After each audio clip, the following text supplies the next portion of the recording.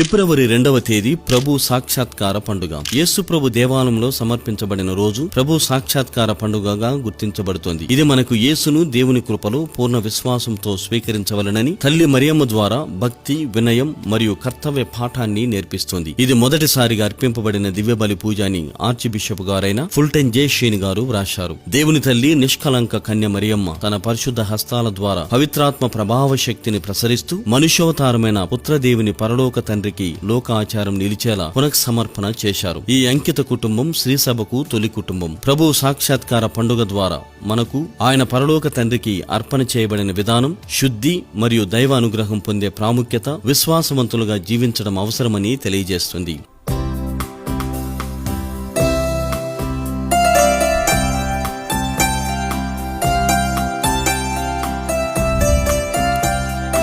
పరిశుద్ధ బాలయేసుగారా మమ్ములను దీవించండి.